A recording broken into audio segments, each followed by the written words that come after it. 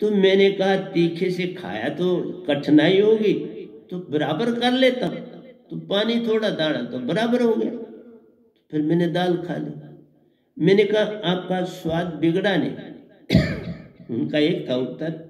उन्होंने कहा मैं स्वाद के लिए खाना नहीं खाता हूं, खाने के लिए, इस बॉडी को जरूरत है तो खाना खाता हूं। फिर मुझे एक बार अपनी दादी के पास बैठने का मौका मिला। मैंने दादी से भी यही प्रश्न पूछा कि आपने जब दाल बनाई थी तो चखी नहीं थी आपने? मेरी दादी ने कहा मैं चखती नहीं हूं, हिसाब से नमक डाल लेती हूं, और आपने कभी देखा मैं उनकी थाली में एक कोने पे थोड़ा सा नमक भी रखा होता,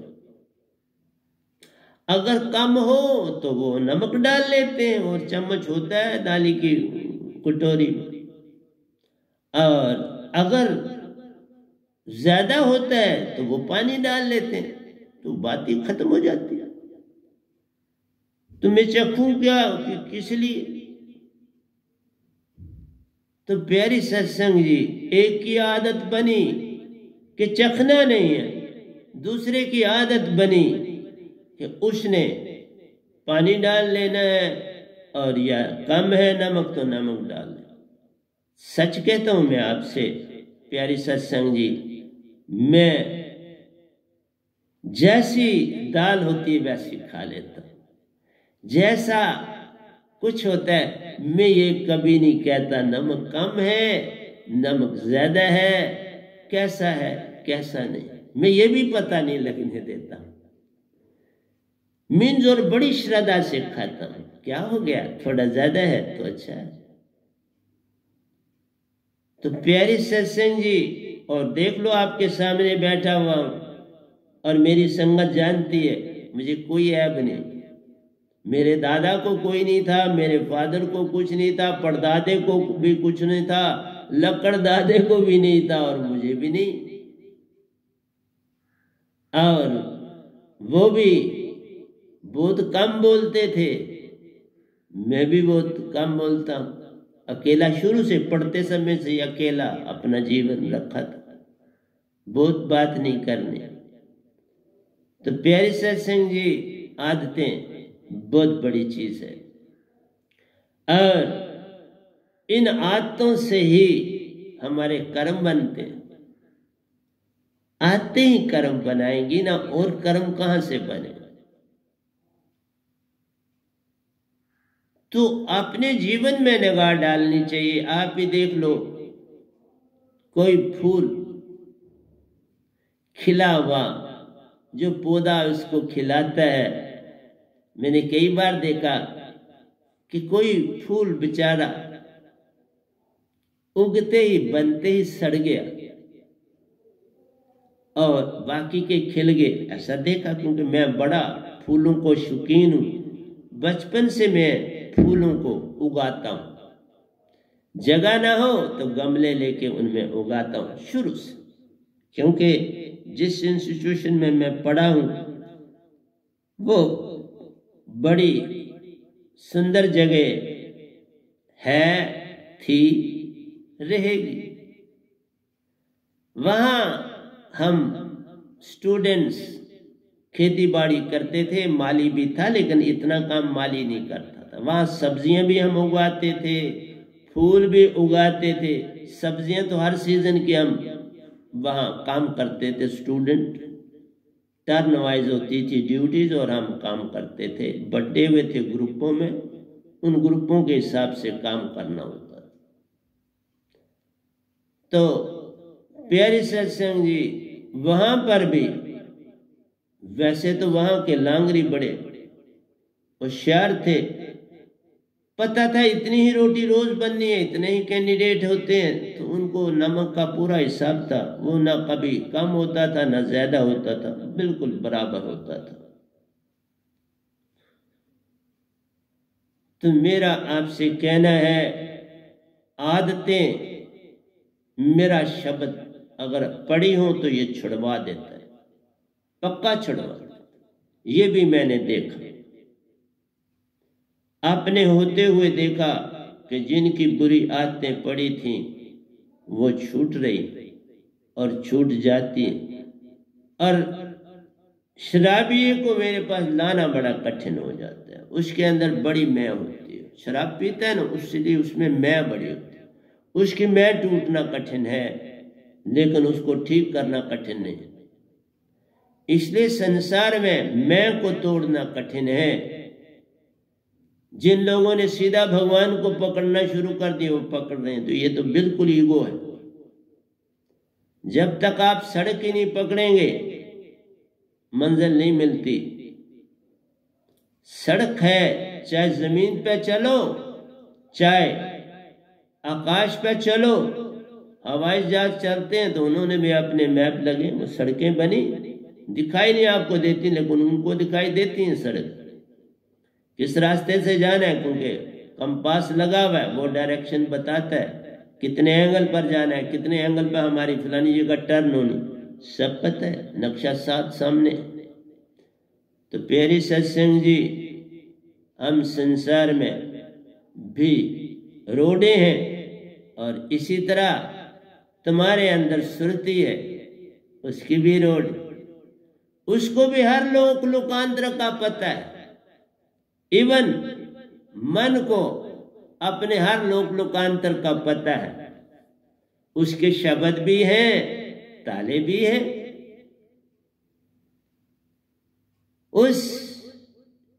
इसी बॉडी से सारे ताले खुलते हैं। 5 मुद्राएं हैं, 5 स्थान हैं, और 5 ही ताले हैं, 5 ही चाबियां। स्वांग सत ज्योति निरंजन निरंकार ओंकार, सब चाबियां। तुम्हारे ताले तुम्हारे अंदर लगे, और उनसे जाने के लिए चालें भी मिल जाती, खुद मिलती। अंदर बॉडी की ये चाल को करते तो आपको पहले पपील चाल मिलती है, उससे आगे बढ़ते तो मीन चाल मिलती है, उससे आगे बढ़ते हो तो आपको व्यंगम चाल मिलती है, उससे आगे बढ़ते हो तो शुद्ध व्यंगम चाल मिलती है, सुपर व्यंगम चाल मिलती है। और फिर एक स्टेज आ जाती है, आप इतने सफा हो जाते हैं कि आंख बंद करते ही आप वहां पहुंच जाते हैं। आपको पता नहीं, आपको लगता है ये झूठ है कि सच है, नहीं ये सच होता है, आप वहां पहुंच जाते। ये तुम पर है, तुम किधर चल रहे हो। तुम उस शराब को छोड़ के ये शराब पियो ना, ये भी नशा है, और इस नशे में लाभ ही लाभ है। उस नशे में कुछ है नहीं, इस नशे में लाभ ही लाभ। जैसा बोओगे वैसा काटोगे, कर्म और क्या है। जैसा बोना है वैसा काटना ही कर्म। भक्ति क्या है, जैसा बोना वैसा पाना। लेकिन जो शुद्ध भक्ति है, सत्य भक्ति है, उसमें बॉडी से अलग और मन से अलग होना। निरंकार की मन की भक्तियों में मन से जुड़े रहना है, बॉडी से जुड़े रहना है। और जो सत्य सहज ब्रिंगामता है, उसमें मन और बॉडी से अलग करना अपने आप। इसीलिए कहा पूरा संसार जिन वेद को वे नाम जाने, वेदत जानत ना है। जिन बातों को ये गधा भाई जानता है जो आपके समक्ष बैठा है, वेद भी नहीं जानते, पीर पैगंबर कुतुब औलिया भी नहीं जानते। एक जानने वाले थे वो चले गए और ये आया। एक कबीर यतन से जाना, सबको दिया बताए। अब वो चले गए संसार से, वे नाम को दिया बुलाए। आ गया वे नाम। अब इसका पैरा चल रहा, जो पावे पार हो जावे, हर आदत से पार, उसको अपना घर है मिलता, अमर लोक दरबार। संग में साहिब अपने सच्चे पिता, अपने सच्चे पति का दीदार है होता। सुरती से बनता काम, चेतन सुरती सतगुरु की पालो, सब हो जाते पार। चेतन से चेतन है होना, तभी बनता है काम। जब तक चेतन से चेतन ना प्यारे, इस काल में पड़ा रहता इंसान। मेरा काम आवाज देना है, ठीक है, मैं बुद्ध की तरह बादशाह नहीं, लेकिन एक बात बता दूं, बुद्ध भी इस स्वर्ग में ही, पहले स्वर्ग में ही बैठे, फिर आएंगे धरती में जन्म लेंगे। ये गधा भाई कोई जन्म नहीं लेगा। जन्म मरण से पार है, सार शब्द जिन पायो, उसका काल अब क्या करे। जिसके संग सतपुरुष आन समाये, जिसके संग में सतपुरुष आन समाये, अब उसका काल क्या करे। अब काल भी सर नवाता प्यारो, देवी देव पैगाम का करते इंतजार। पर मैं तो अपने आप में रहता, सब पर करता एतबार। सबको अपना प्रेम हूं देता, सबसे करता प्रेम, वह भी मुझसे प्रेम है करते। बनते वह भी पूर्ण सच्चे भगवान। तो प्यारी सत्संग जी, तुम इस दात को तब नहीं पाना चाहते कि तुम मेरे को वही समझते हो जो कभी तुमने देखा था। बस यही भूल हो जाती है। जो तुमने आज से 10 साल पहले मुझे देखा था, अब ये वो गधा भाई नहीं। अब ये गधा भाई बिल्कुल जमीन पर कराल कर रहा है। मुझे याद आती है किसी की बात, किसी ने कहा उड़ सकते हो तो उड़ जा, जो करना है तुझे काम। उड़ नहीं सकते तो दौड़ ले प्यारे, उससे बन जाए काम। फिर कहते हैं दौड़ना बीजे, बाय ना चलना, कर ले काम। फिर उन्होंने कहा अगर तू चल भी नहीं सकता तो रींग कर ले अपना काम, पर काम ना छोड़ना, यही मेरा पैगाम। मैं भी यही कह रहा हूं। अच्छा है तुम्हारे अंदर भावना बनती है कि हम भी इसके समान उड़े। मैं तो कहता हूं उससे आगे उड़ना क्या है, आंख बंद की और पहुंचे। पहला काम आंख बंद करी और पहुंचे, किया साहिबन दीदार, निज घर की पहचान हुई, सब हंसों का पाया प्यार। ऐसा बनना है तो आ जाओ मेरे पास। मैं उड़ने की बात नहीं करता, ये तो बड़ी छोटी सी बात है। मैं कहता हूं सुरतिवान तुम हो जाओ, सुरती की करो पहचान। सुरती की स्पीड का तुम्हें पता नहीं प्यारे, कई सूरजों से भी आगे की सुरती की चाल। सूरज भी छोटा पड़ जाता है, उसकी लाइट की स्पीड भी छोटी पड़ जाती है इस सुरती की चाल के आगे। सुरती पाले सुरतीवान बन, चल मेरे संग निज धाम। अपने घर का पता हूं देता, साहिब से कराता मेलाप। सब हंसों से मेल है होता, अमृत का सेवन भी करता संग साथ। बहुत कुछ मिलता है रे बाबा मेरे अमर लोक में।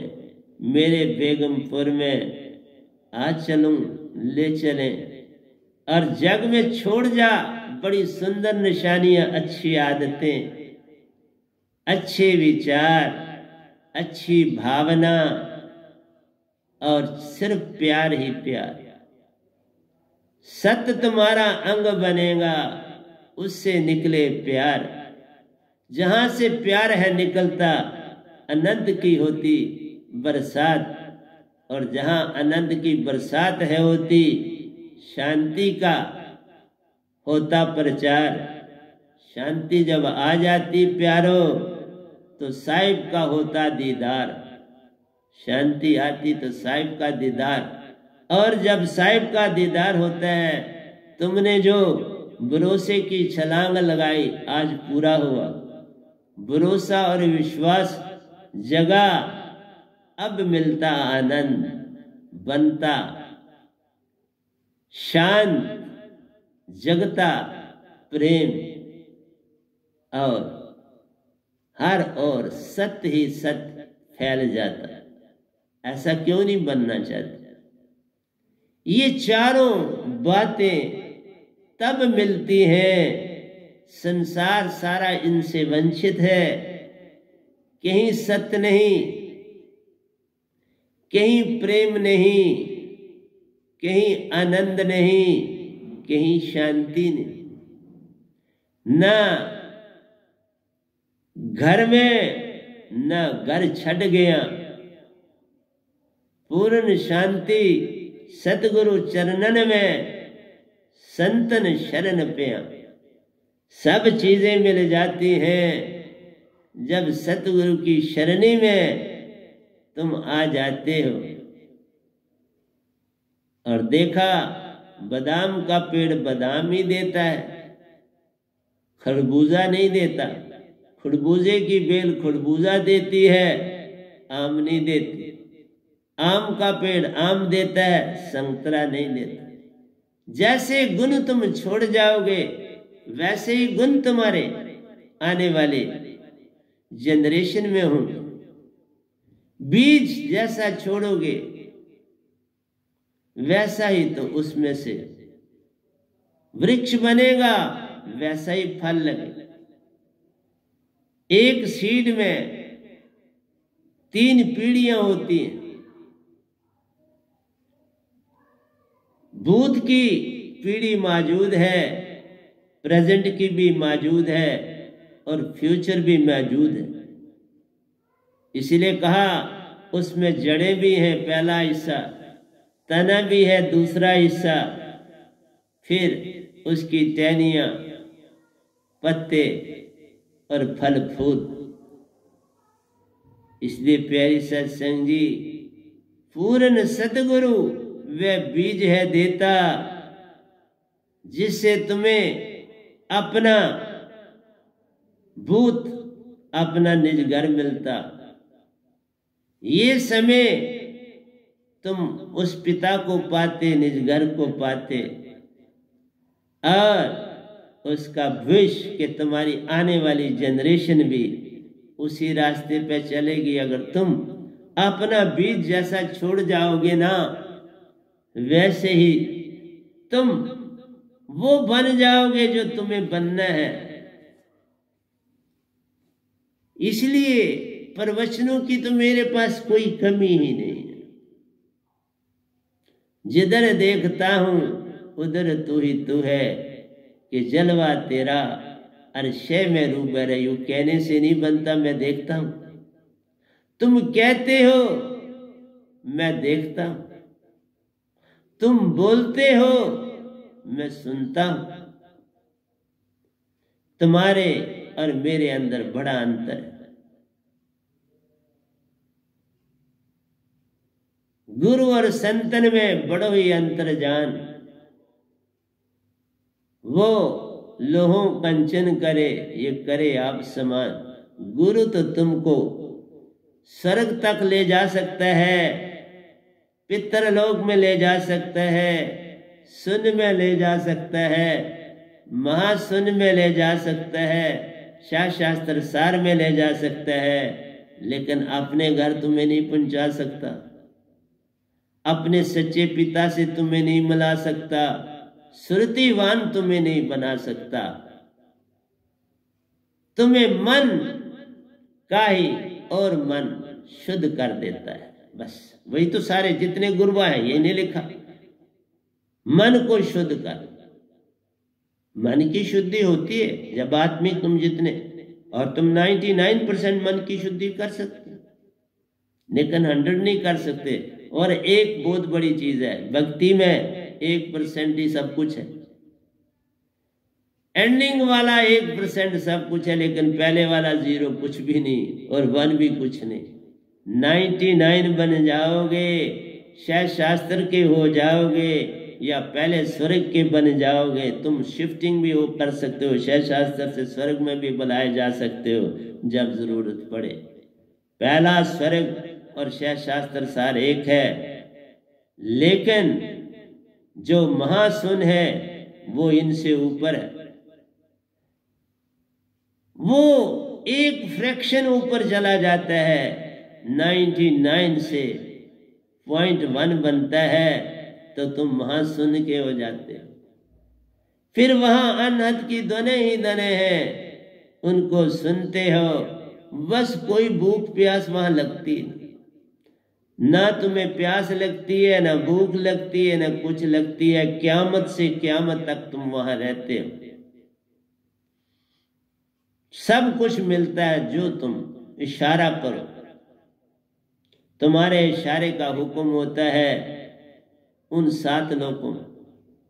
मैंने सबका बखान किया, अब बार बार उनका बोलने का समय वेस्ट होता है। इसलिए प्यारी सत्संग जी, जे तुम मेरा हो ही रहे, सब कुछ तेरा हो, अपने पिता के बन जाओ ना सतपुरुष के। 3 लोग भी तुम्हारे अपने, चौथा भी तुम्हारा अपना, 4 लोग के मालिक तुम बन जाओगे। फिर किसी से क्या मांगना प्यारो, खुद ही मालिक बन जाओगे। बाप की हर चीज बेटे की ही होती है। यहाँ वहां ना कोई बेटा है ना बेटी है, हंसा तुम कहलाते हो। जो तुम रूप देना चाहो वही बन जाते हो। हंसा रूप तुम्हारा प्यारो, सुरती नीरति का मेल है। और यहाँ काल ने सुरती नीरति को अलग कर दिया। इसलिए प्यारी सत्संग जी, मैं आपको एक उदाहरण बाबा नानक जी का देने लगा हूं। बड़ा प्यारा उदाहरण उनके जीवन का है। हमें उनकी चीजें लेके अपने आप को बदलना चाहिए, सिर्फ चीजों को रटा नहीं लगाना चाहिए। उनकी चीजों को लेके हमें आगे चलना चाहिए। एक बार बाबा नानक जी अपने मर्दाना के साथ, भाई मर्दाना जी के साथ ढाका में, जो आजकल पाकिस्तान में, ढाका में पहुंचे। जब ढाका में पहुंचे, वहां लोगों ने इनके साथ और भी सादिक थे, लेकिन मेन ये थे, मर्दाना जी थे और खुद साहब जी थे। वहां पर इनका स्वागत हुआ और इनको एक धर्मशाला में ले जाया गया। उस धर्मशाला का जो मालिक था उसका नाम भूमि था। वो मालिक जो भी उसके यहाँ, वो ज्यादातर रिलीजियस लोगों को वेलकम करता था। जितने भी धार्मिक लोग किसी भी धर्म के होते थे, वो उनको अपने सराय में रखता था, उनकी सेवा भी करता था, उनका खाना रहना सारा इंतजाम करता था। उसके पास बड़ी जमीन भी थी, बड़ा बेवब था और धनी था। तो बाबा जी उसके यहाँ ठहरे।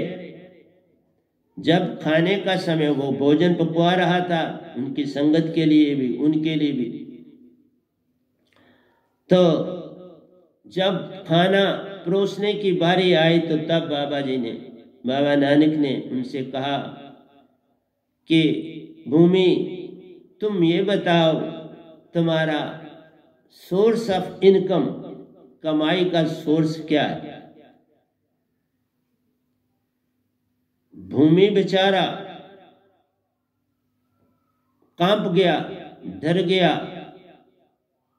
उसको ये सपने में भी नहीं था कि ऐसी बात मुझसे पूछी जाएगी। उसने कहा अगर सच बोलूंगा तो मेरे से बाबा जी नफरत करना शुरू कर दें, और दूसरा सोचा अगर मैं झूठ बोलूंगा तो ये जानी जान है, सब जान जाएंगे और फिर भी मुझे शर्मिंदा होना पड़ेगा। तो भूमि ने कहा साहब जी, मेरे पास अपने बहुत से खेत हैं और मैं बहुत समय से ये लंगर चला रहा हूं और लोगों की जितने धार्मिक आते हैं मैं उनकी यहाँ सेवा करता हूं, और जो भी मैं लंगर में पकता है बनता है उनकी इच्छा अनुसार मैं उनको सर्व करता हूं।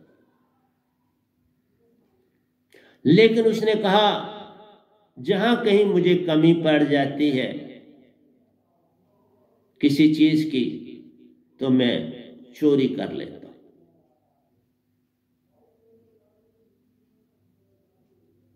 बाबा नानक ने कहा भूमि, मैं तुम पर बड़ा खुश हूं कि तुमने मेरे सामने सच बोला, लेकिन एक बात है, मैं ये तुम्हारा खाना जो तुमने पकवाया है ये नहीं खा सकता, क्योंकि इसमें पाप का जो है वो सत्य नहीं है, पाप आ चुका है इस खाने में। ये दूषित है, ये खाना दूषित है, इसमें बोझ ही बोझ है, इसमें दुख ही दुख है, सुख कहीं इस खाने में है नहीं, तो इस खाने को मैं नहीं खा सकता। उन्होंने एक चीज उसे और कही, उसे कहा अच्छा बीज ही अच्छा फल देता है। जैसा बीज हम बोते हैं, बड़ी अच्छी किस्म का बीज बोते हैं तो अच्छी फसल होती। अगर हम घटिया किस्म का बीज बोते हैं तो वो घटिया फसल देता है। अगर किसी बीज में कीड़ा लग गया है और वो बोते हैं तो उसमें कीड़ा लगा बस जो है वो फल मिलेगा। जैसा कर्म करेगा बंदे वैसा ही फल पाएगा, जैसा बीज बोएगा वैसा ही फल आएगा। तो भूमि, ये खाना मैं खा नहीं सकता, तो तुम चोरी छोड़ क्यों नहीं देते? ये क्यों करते हो? देखो उसने क्या कहा, अगर तुमको समझ आएगी तो मेरी इस एक बात से भी तुम बदल सकते हो। मेरे हर सत्संग में एक जिस्ट होता है, लेकिन तुम उस पे नहीं चलते, सिर्फ सुन लेते, सिर्फ कहते सुन ली। बड़ी अडंबना, तुम्हारे जीवन में कोई तब्दीली मैं नहीं देखता। मैं अपनी संगत को देख रहा हूं, दूर ही बैठा हूं मैं, लेकिन कोई तब्दीली नहीं देख रहा। वो कोशिश करते हैं पर तब्दीली नहीं, सीड शुद्ध नहीं हो पाया। उसने कहा, भूमि ने कहा, फकीर साहब आप सब जानी जानो, लेकिन मैं आपको यह बताने जा रहा हूं कि मेरी 4 पीढ़ियां, जहां तक मेरी निगाह जाती है, जहां तक मैंने अपने बाप से, दादा से, परदादा से जाना है, सारी पीढ़ियां यही काम करती आ रही, चोरी। ये इनका पेशा बन चुका है, ये मेरा पेशा बन चुका है। अब मैं इस पेशे को कैसे छोड़ूं? अब ये मुझसे छूट नहीं पा रहा है। ये चोरी करना मेरे ब्लड में आ चुका है, मेरे खून में आ चुका है, मेरी रग रग में समाया हुआ है।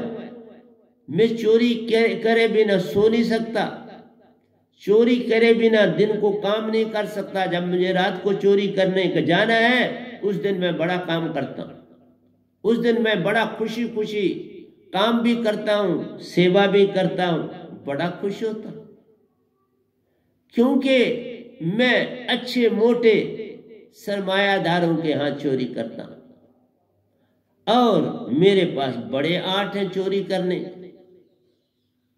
मैं दिन को भी चोरी कर लेता, रात को भी कर लेता, सुबह भी कर लेता हूं, शाम को भी कर लेता हूं।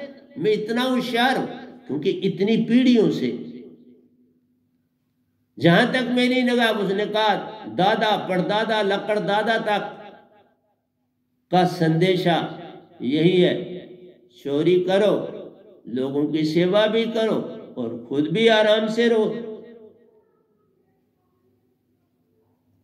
तो बाबा नानक ये सुन के बड़े हैरान हुए। और मैं ये लेसन कब से दे रहा हूं? जब से मैं सत्संग कर रहा हूं कि तुम्हारी आदतें ही तुम्हारा सब कुछ है। तुम्हारी पूंजी दौलत नहीं जो तुम दे जा रहे हो, वो दौलत किसी काम की नहीं। जो तुम्हारी आदतें तुम अपने बच्चों में, अपने आने वाली जनरेशन में दे के जा रहे हो ना, वो बड़ी काउंट करती हैं। मैं अगर इसी आश्रम में रह रहा हूं, जगह जगह नहीं घूमता, तो इसका मीनिंग है चलो जितने मुझे देखेंगे, जितने मुझे चलते देखेंगे, जितने मुझे बैठे देखेंगे, जितने मुझे बोलते देखेंगे, जितने मुझे सुनते, कम से कम वो मत बदले। लेकिन आज हर एक कहता है मैं ही बड़ा सियाना हूं, इसलिए बदल नहीं पाता। तुम सीधा खुद पकड़ना चाहते हो या पंडित जी को कहते हो? एक घराने की बात सुनाता हूं मैं।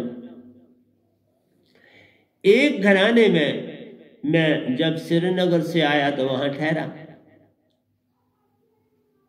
वहां मैं देखता हूं, और मेरी आदत थी, शुरू की आदत है सुबह उठना। रात को मैं 10 बजे, क्योंकि हमारे उधर इंस्टीट्यूशन में 10 बजे बिजली ऑफ हो जाती थी, तो फिर 10 बजे हम सोते थे। लेकिन उन्होंने एक चीज रखी थी कि तुम 4 बजे के बाद जिस समय मर्जी उठ के पढ़ सको, फिर बिजली जगा सकते, फिर बंदिश नहीं थी। लेकिन रात को 10 बजे बिजली बंद करनी, बड़ी अच्छी बात, आज मुझे अच्छा लगता है। लेकिन उस समय कई स्टूडेंट रात को बैठने में उनको बड़ी परेशानी होती थी। तो प्यारे सत्संग जी, उस घर में मैं ठहरा था। अगर आपको सिर्फ मेरा सत्संग सुनना नहीं, मैं शायद बड़ी जल्दी मेरे जब 500 सत्संग हो जाएंगे, फिर मैं हफ्ते में एक आपको सत्संग दिया करूंगा, फिर मैं रोज नहीं दूंगा, क्योंकि ये तुम्हें आदत पड़ जाएगी, तुम शराबी हो जाओगे, और मैं तुम्हें शराबी नहीं बनाना चाहता। जिस तरह शराबिया रोज पीता है, तुम मेरा सत्संग एक शराब की तरह मत लो। इसमें से जो तुम्हें लेसन मिले उसके ऊपर चलो। हर एक इंसान जो मेरा सत्संग सुनेगा, वो किसी न किसी हद में चोर है, उस चोरी को ठीक करे। ये सबको लेसन है, पूरे ब्रह्मांड को। हर एक इंसान इस धरती पर चोर है, बिना मेरी दात पाए। वो माने या ना माने, मेरे पास बैठ जाए तो उसको मैं 4 बातें उसकी सुनूंगा तो बता दूंगा कौन सी चोरी वाली। वो चाहे जितने मर्जी सत्य बोले। हम इंग्लिश में कहते हैं thy speak a word and I will tell what you are. तुम्हारी बोली से मुझे सब पता चल जाएगा तुम क्या हो। इसलिए भूमि को पता चल गया कि यह फकीर साधारण नहीं है, इनको मेरा झूठ फट पता लग जाए। मैंने तो सोचा था कि आपको किताबों से मैं समझाऊंगा। नहीं बाबा, मेरे पास भंडार है, मटेरियल के, तो किताबों से क्या आपको समझाऊं? आपको इस तरह मेरी समझ आ जाए तो बहुत है। हाँ, किताबों में मैं बहुत लिखता हूँ और बहुत तगड़ा लिखा हुआ है। अर्थ समझाने वाला कोई होगा तो उसको लाभ होगा ना। वैसे तुम खाली इसको कोई पढ़ेगा, आज तक कबीर साहब को कोई नहीं समझ सका, स्वाय इस गधे भाई कोई नहीं समझ सका। इवन कबीर साहब को मेरे सतगुरु नहीं समझ सके, तुम क्या समझोगे? वो नहीं कबीर साहब को समझ पाए हैं, मैं सच बोल रहा हूं। एक ही जो संत आता है वो सबको समझ जाता है किसने क्या दिया।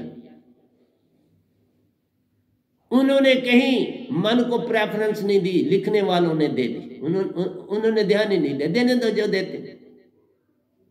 उन्होंने कहा जो मैं बोल रहा हूं मैं बोल रहा हूं। और आज मैं समझ गया हूं कि हम संत कभी कोई गलत चीज बोल ही नहीं सकते, हो ही नहीं सकता।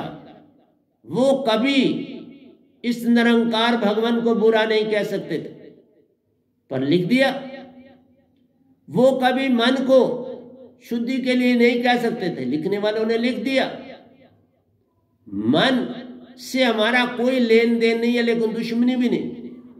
पर अच्छी बात है, हम बॉडी में जितनी आपकी सेंसेस हैं इनका सही इस्तेमाल कर सकते हैं। तो सेंसेस तो मन की हैं, इनका सही इस्तेमाल कर। मैं बोल रहा हूं तो मैं बोल रहा हूं तो मैं क्या निरंकार की आज इस्तेमाल कर रहा हूं ना, मन का इस्तेमाल कर रहा हूं, माया का इस्तेमाल कर रहा हूं, इस बॉडी का इस्तेमाल कर रहा हूं। तो बुरे कहां से हो?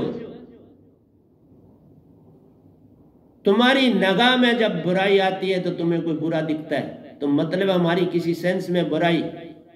तो जब बुराई है तो संत कैसे हो? संत में बुराई कभी हो नहीं सकती, क्योंकि वो पूर्ण शुद्ध होता है, वो पूर्ण सत्पुरुष रूप होता है। और ये निरंकार भगवान भी ये जानते हैं, संत का कोई दुश्मन नहीं होता। हम जैसे को तैसा नहीं कहते। तुम मुझे मार दो मैं तब भी नहीं बुरा बोलूंगा, तुम मेरी गर्दन आके काट दो, सच बोलता हूं, बोलूंगा ये इसने बड़ा अच्छा किया, मैंने जो 4 दिन और लोगों को कुछ कहना था, अपना समय देना था, इसने मेरे को वहां से छुट्टी दे दी। किस लिए? किसी और वही होता है, जो गई लिखित सो गई उकित। जो लिखा गया उसे कौन काटेगा? हाँ, मेरा शब्द काटेगा। एक है ना चीज, ये काल ने कहा मेरा शब्द काटेगा, बस बात इतनी चाहिए। गलती क्या? वो उसने अपना लिखा, अपने लोक में 3 लोगों में उसकी बात कोई नहीं काट सकता, लेकिन संत आके काट सकता, उसको परमिशन है। वो निरंकार जानते हैं, कोई उनको उसमें कोई लेन देन नहीं। उन्हें पता है कि एक संत आके उनके लोगों को निजदाम कैसे लूंगा, वो जाने नहीं देते तो मैं ले जा रहा हूं। उनकी ड्यूटी है मत ले जाने दे, मेरी ड्यूटी है ले आ, बात हो गई।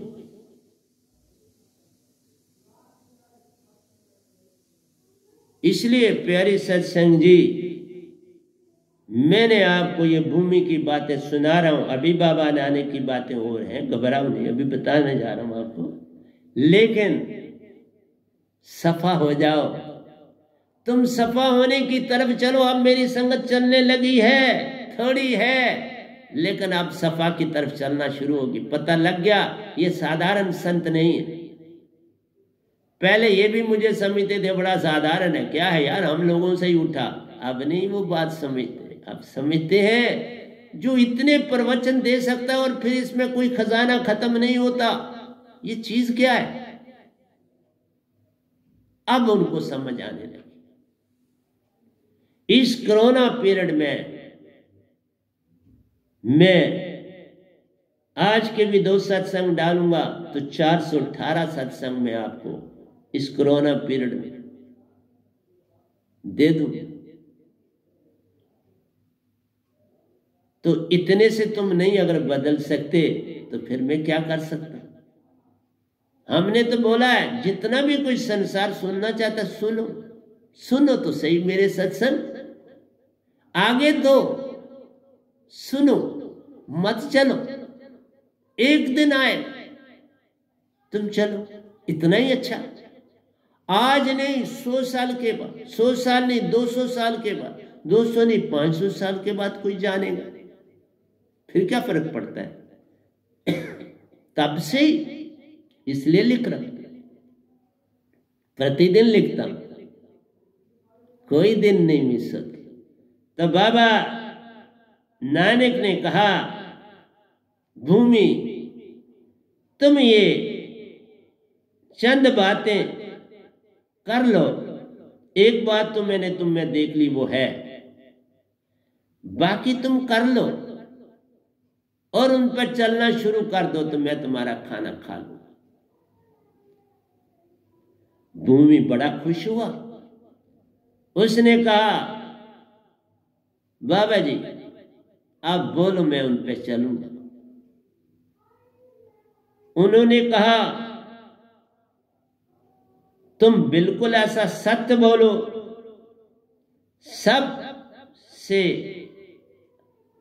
प्रेम करो और सबकी हर किस्म की मदद करो, और वो तुम कर रहे सबकी करो। उन्होंने कहा अब तुम पहले कुछ की करते थे, सबकी करो, सत्य बोलो, सबसे बड़े काइंड रहो, सबकी हेल्प करो।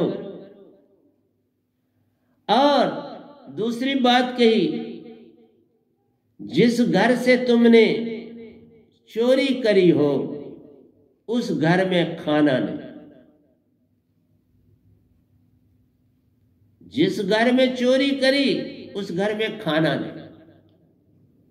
और तीसरी कही कि तुमने अगर कोई दोष किया,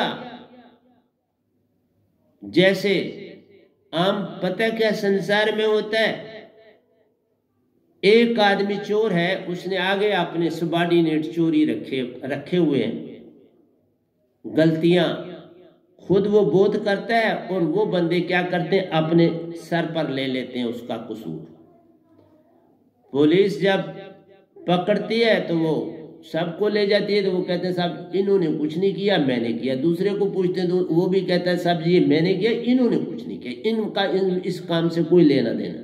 मतलब वो जो उस्ताद जी हैं उनको वो बिल्कुल बरी कर देते हैं कि बाबा ये हमारे साथ कहीं शामिल नहीं थे। तो बाबा नानक ने उसे कहा तुम ये काम नहीं करोगे, तुम अपनी चोरी किसी दूसरे के कंधे पर नहीं डालोगे, तुम मानोगे कि ये गलती मैंने की। और चौथी बात कही, अपने हाथ से की हुई मेहनत की अपनी रोटी खाओ और परिवार को खिलाओ। जितनी तुम कमाई अपनी मेहनत से करोगे वो बाल बच्चों को खिलाओ, बाकी नहीं करना। बाकी तुम चोरी करते हो बंद,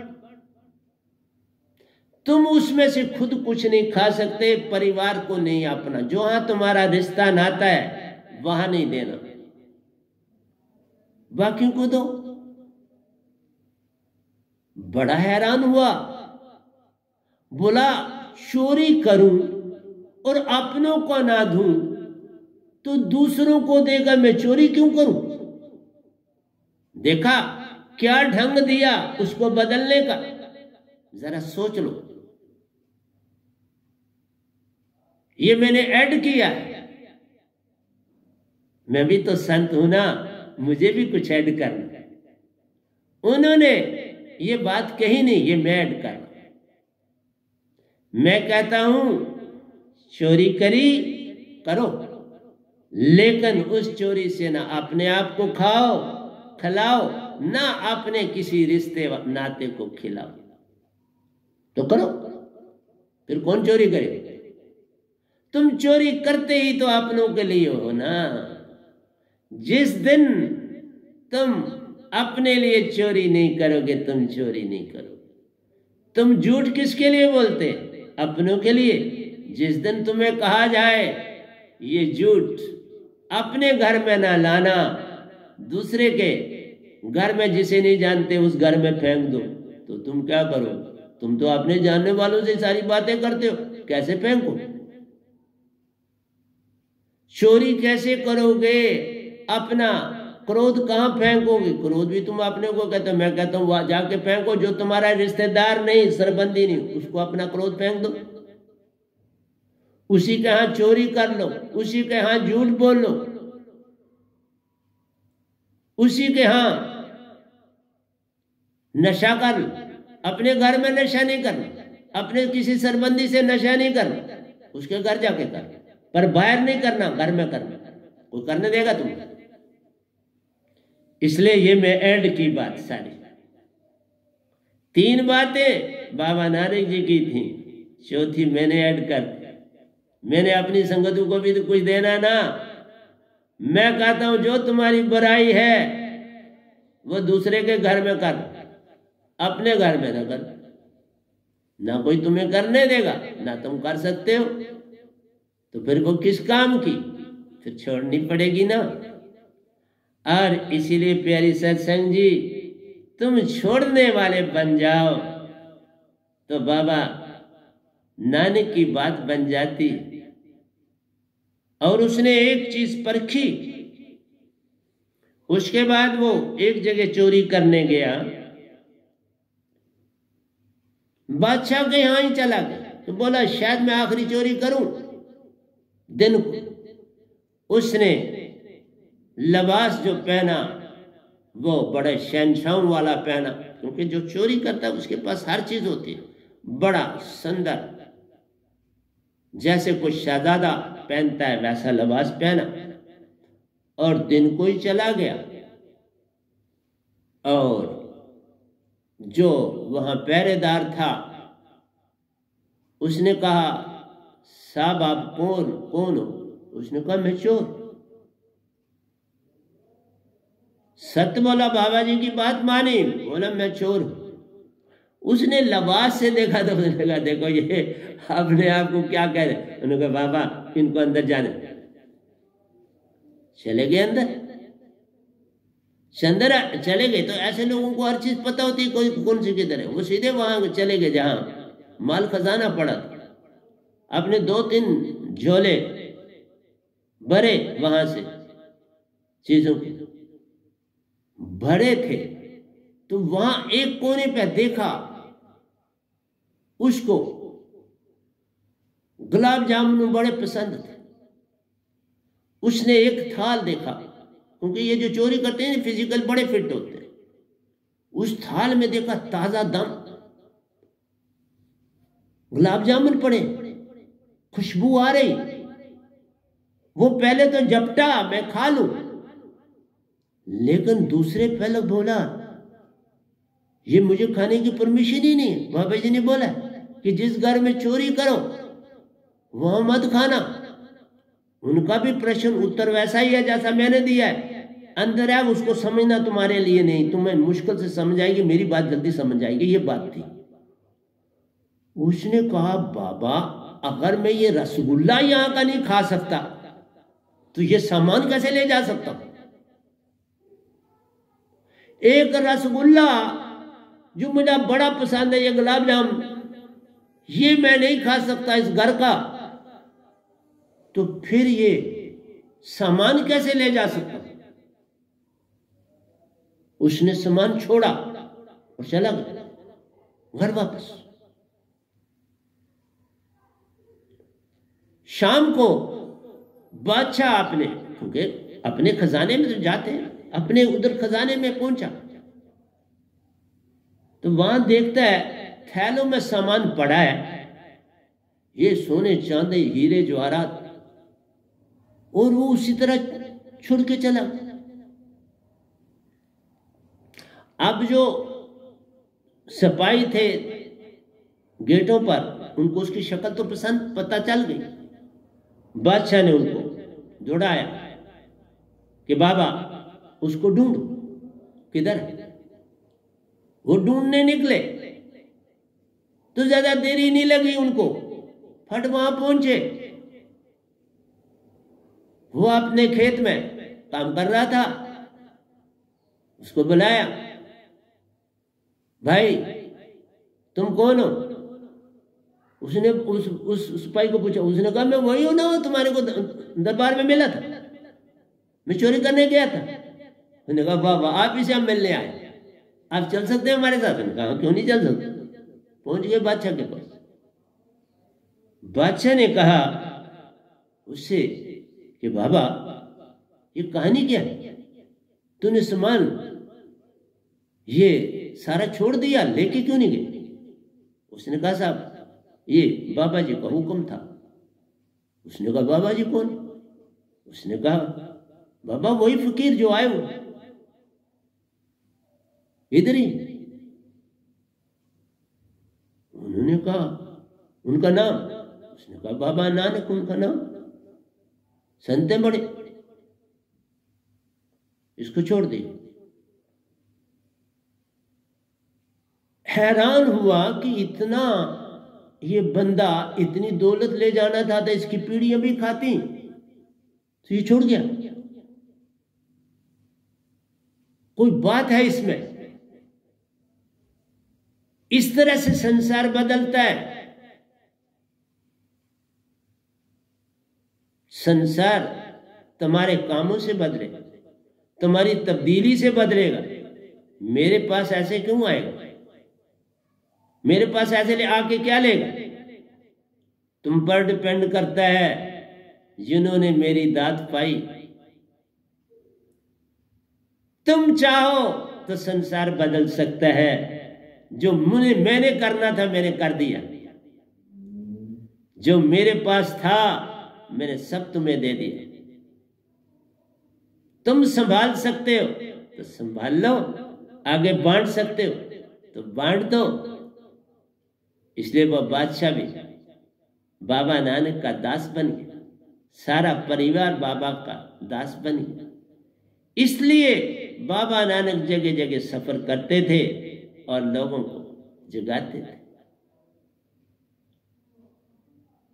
मेरी आवाज में वो दम है जो यहां से सीधा निजदाम जाती है और दुनिया के एक एक कोने में जाती है। तुम सुनने वाले एक दिन सुनोगे, इसको कैद करोगे और तुम्हें मैं ना मिलूं। ये आवाज ना मिटने वाली आवाज बोल के जा रहा हूं, इसे कोई खत्म नहीं कर पाए। तो प्यारी सत्संग जी इतनी बातें कहने से घड़ी भी कहती है मियाँ बंद करो, आगे चले जाऊं। इसलिए प्यारी सत्संग जी यही मुझे परमिशन दीजिए। प्यारी सत्संग जी प्यार से कहिए सतगुरु सतनाम सत साहिब जी, सतगुरु सतनाम सत साहिब जी, सतगुरु सतनाम सत साहिब जी। बोल सतगुरुदेव महाराज की जय, सतगुरुदेव महाराज की जय, सतगुरुदेव महाराज की जय। आज के सत्संग के आनंद की जय, आज के सत्संग के आनंद की जय, आज के सत्संग के आनंद।